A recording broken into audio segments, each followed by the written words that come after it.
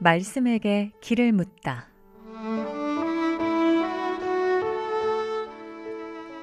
인생의 모든 문제, 하나님 말씀에 답이 있습니다.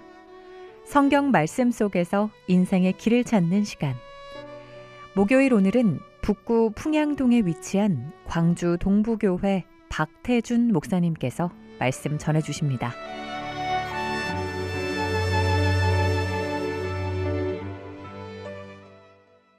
안녕하십니까, 극동방송 청취자 여러분.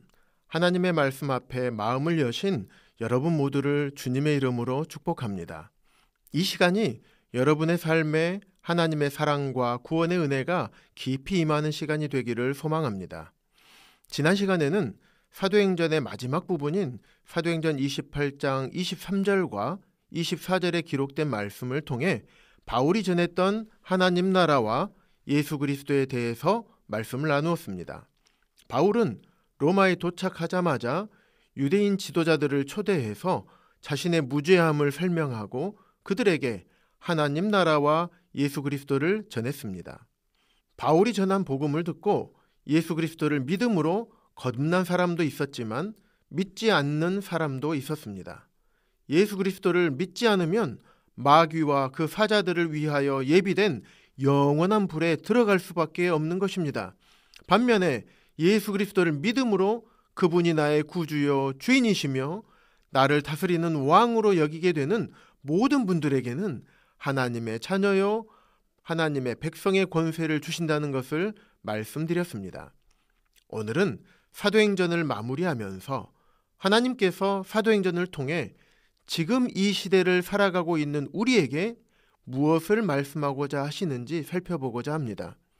사도행전은 다른 서신서들이나 복음서와 같이 결말을 짓는 것이 아니라 열린 결말을 가지고 있습니다.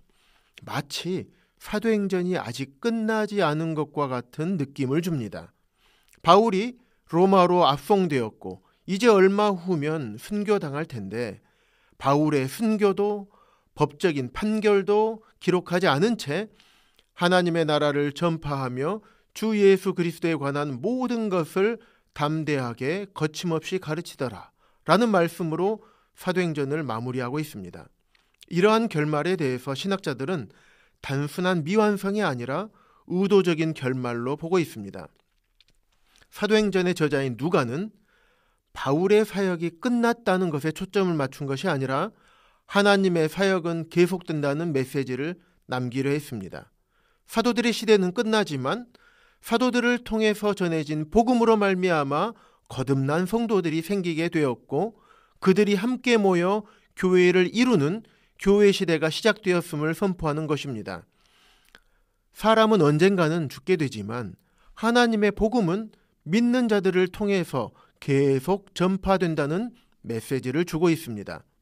지금 이 시대를 살아가고 있는 우리 모두가 예수 그리스도의 복음을 전하며 하나님의 말씀에 순종하고 하나님의 뜻을 이루어 나가는 삶을 통해서 사도행전 29장을 써내려가고 있는 주인공입니다.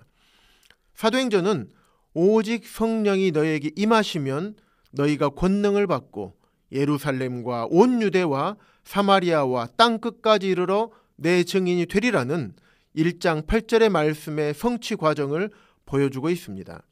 1장부터 7장까지는 예루살렘에 전해진 복음을, 8장에서 12장에서는 유대와 사마리아, 13장부터 28장은 로마에까지 전해진 복음을 통해 땅끝까지 이르러 하나님의 증인이 되리라는 말씀의 성취 과정을 기록하고 있는 것입니다. 그런데 로마는 땅끝의 종착지가 아니라 어쩌면 복음이 더 멀리 퍼지게 되는 시작점으로 볼 수 있습니다. 따라서 선교는 아직 끝나지 않은 것입니다. 바울은 로마서 15장 23절과 24절에서 스페인으로 갈 계획에 대해서 말씀을 하고 있는 것을 볼 수 있습니다. 바울이 스페인까지 복음을 전하려는 비전을 가지고 있었던 것입니다. 로마를 지렛대로 삼아 더 먼 쪽인 스페인까지 복음을 확장하고 싶은 의지가 담겨 있습니다. 사도행전 마지막 절인 28장 30절과 31절을 읽어드리겠습니다. 바울이 온 이태를 자기 셋집에 머물면서 자기에게 오는 사람을 다 영접하고 하나님의 나라를 전파하며 주 예수 그리스도에 관한 모든 것을 담대하게 거침없이 가르치더라. 바울은 2년 동안 가택구금 상태에 있었지만 가택구금으로 그의 복음에 대한 열정을 식힐 수 없었습니다. 바울은 결박되어 있었으나 그를 통해 전해진 복음은 결박되지 않았습니다. 담대하게 거침없이라는 표현은 방해받지 않고라는 의미입니다. 바울의 복음의 열정은 죽음의 위협도 그의 열정을 멈출 수 없었습니다. 사도행전은 이렇게 마무리가 됩니다. 사도행전 이 부분을 읽을 때마다 하나님께서 마치 제 자신에게 너는 이 복음의 이야기를 어떻게 이어갈래? 라고 물으시는 것 같습니다.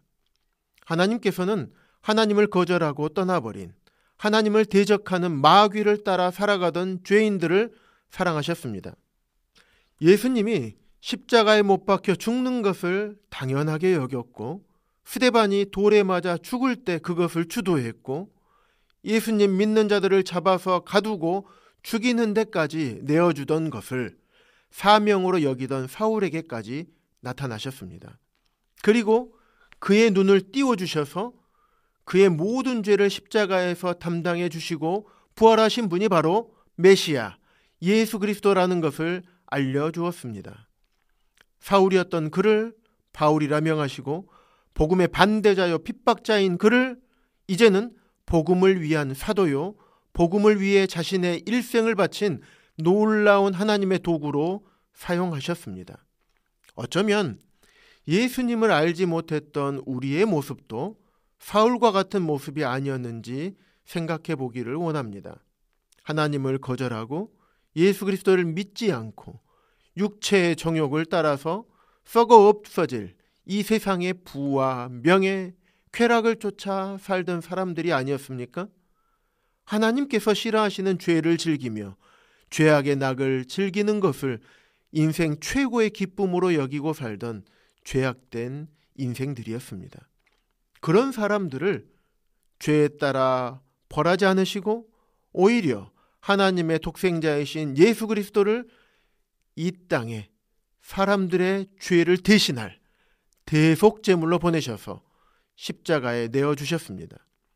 주 예수님께서는 하나님의 뜻에 순종하심으로 십자가에서 물과 피를 다 쏟으시면서 다 이루었다라고 말씀하시고 죄인들의 모든 죄값을 영원히 다 갚았다라고 선언하셨습니다. 베드로 사도는 베드로전서 2장 24절에서 이렇게 기록하고 있습니다. 친히 나무에 달려 그 몸으로 우리 죄를 담당하셨으니 이는 우리로 죄에 대하여 죽고 의에 대하여 살게 하려 하심이라. 그가 채찍에 맞음으로 너희는 나음을 얻었나니. 하나님의 독생자이신 예수 그리스도께서 그 몸으로 그 생명으로 우리 죄, 나의 죄를 담당하신 것입니다. 담당했다는 의미는 대신하다는 의미입니다. 내가 받아야 할 죄값을 예수님께서 대신 받으셨다는 의미입니다. 그렇게 하지 않으면 하나님께서 사랑하시는 죄인들이 그들의 죄에서 벗어날 수가 없었기 때문입니다. 하나님께서는 죄인들을 사랑하십니다. 이 땅의 모든 죄인들을 사랑하십니다. 그리고 그 사랑을 거두지 않으십니다. 지금도 모든 사람들에게 내미신 하나님의 손을 거두지 않고 계시는 것입니다. 하나님을 떠난 너희여, 내가 독생자를 아낌없이 너희를 위해 내어주었단다. 내가 내미는 손을 잡고 나에게 돌아오기를 간절히 바란단다 라고 말씀하고 계십니다. 하나님께 돌아오는 것은 어려운 것이 아닙니다. 하나님께서 죄인들에게 내미신 화해의 손을 잡는 것입니다. 나의 모든 죄를 십자가에서 갚아주신 예수님을 믿음으로 하나님께서 내미신 손을 잡는 것입니다. 사도행전은 미완성이 아니라 지금도 여전히 진행 중인 완성입니다. 하나님의 역사는 아직 끝나지 않았고 주님의 사역도 멈추지 않았습니다. 하나님께서 내미신 손도 여전히 거두지 않고 계십니다. 그리고 우리에게 복음을 맡기셨고 우리 모두가 지금도 사도행전을 이어가고 있고 또한 이어가야 할 사람들인 것입니다.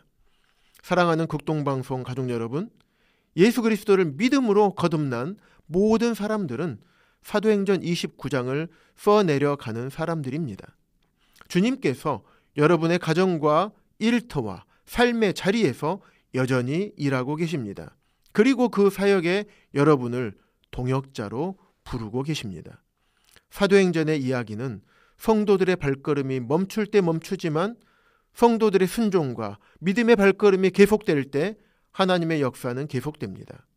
오늘도 방송가족 모든 분들이 우리에게 맡겨진 사도행전 29장을 써내려가는 삶을 살게 되시기를 주님의 이름으로 축복합니다.